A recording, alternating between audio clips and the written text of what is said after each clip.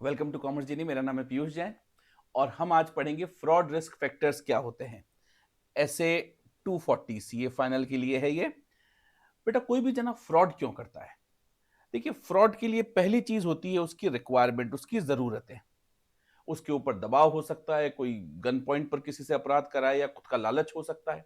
तो जरूरत होती है। घर में माँ बीमार है तो पैसे की जरूरत है, नहीं? लालच है तो और पैसे की जरूरत है। तो ये जरूरत, इसको हम लोग बोलते हैं इंसेंटिव या प्रेशर। दूसरा होता है मौका।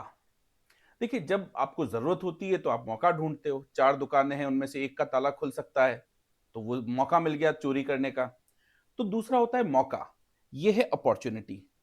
और तीसरा होता है नियत। क्या होता है, अगर मान लीजिए किसी की जरूरत है लेकिन वो फिल्म का हीरो है, तो वो कभी भी उस जरूरत को पूरा करने के लिए क्राइम नहीं करेगा। लेकिन विलन है तो वो लालच के लिए भी क्राइम कर लेगा, क्योंकि उसको लगता है क्राइम सही रास्ता है। तो जब आपका एटीट्यूड ऐसा होता है या आप उस क्राइम को रैशनलाइज जस्टिफाई कर देते हैं, तो आप क्राइम करते हैं। तो ये तीन चीजें हैं जिसको हम लोग बोलते हैं फ्रॉड ट्राइंगल। आपके पास जरूरत है, वो जरूरत इंसेंटिव यानी पैसे से मिल सकती है, या प्रेशर हो सकता है आपके ऊपर जरूरत। नो, आपके बेटे को हमने किडनैप कर लिया है, अगर आपने ये फ्रॉड नहीं किया, फिल्मों में देखते हैं ना आप, तो हम आपको नो बेटे को नुकसान पहुंचा देंगे। तो ये प्रेशर।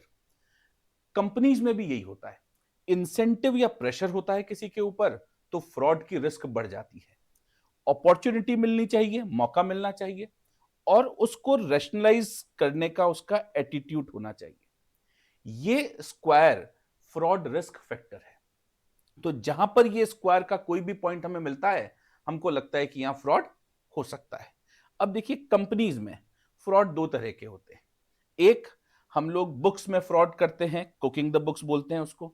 बुक्स में फ्रॉड का मतलब क्या है? अकाउंटिंग में गड़बड़ करना। टेक्निकली इसको हम लोग बोलते हैं फ्रॉड्यूलेंट फाइनेंशियल रिपोर्टिंग।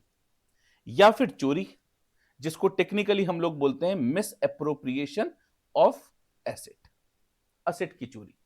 और नॉर्मली कॉम्बिनेशन भी हो सकता है दोनों का। तो हमारे पास दो तरह के बेसिकली फ्रॉड है।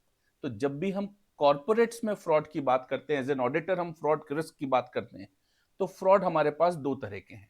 एक, फ्रॉड्यूलेंट फाइनेंशियल रिपोर्टिंग। दूसरा, मिस एप्रोप्रिएशन ऑफ एसेट। और फ्रॉड का ट्राइंगल वही है, इंसेंटिव और प्रेशर। अब ये इंसेंटिव अकाउंट्स में गड़बड़ करने का क्या हो सकता है? सर, कंपनी को फायदा मिल रहा हो, हमारे शेयर इशू होने वाले हैं, हमारा प्रॉफिट अच्छा दिखना चाहिए, इंसेंटिव है। इन्वेस्टर्स का प्रेशर है, प्रॉफिट कम क्यों हो रहा है, तो हम प्रॉफिट बढ़ा सकते हैं, ये प्रेशर है ना। तो ये हमारे पास इंसेंटिव या प्रेशर हो सकता है। फिर बात आती है अपॉर्चुनिटी, कि कहां पर ऐसा मौका मिल सकता है। रिलेटेड पार्टी ट्रांजैक्शन हो, मौका मिल सकता है। इंटरनल कंट्रोल सिस्टम वीक हो, मौका मिल सकता है। मॉनिटरिंग सही नहीं होती हो, मौका मिल सकता है। तो हमारे पास अपॉर्चुनिटी होती है।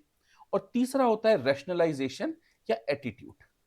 अब अगर काम करने वाले लोगों का मॉरल लो है, पहले भी ऐसी गड़बड़ कर चुके हैं, तो एटीट्यूड इस तरह का, नहीं नहीं पहले भी हमने प्रॉफिट एडजस्ट किए हुए हैं, चिंता मत करो, कर दो इस साल भी।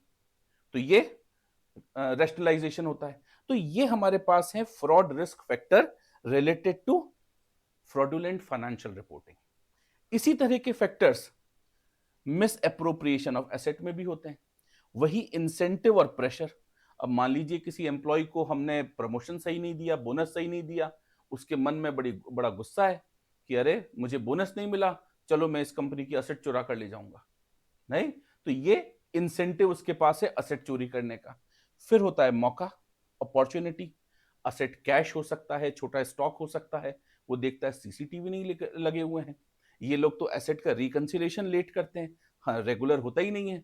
असेट चुरा कर ले जाओ, किसको पता चलेगा। फिर बात आती है एटीट्यूड या रैशनलाइजेशन की। अरे कभी छोटी मोटी चोरियां होती है तो मैनेजमेंट ज्यादा ध्यान नहीं देता, रैशनलाइजेशन।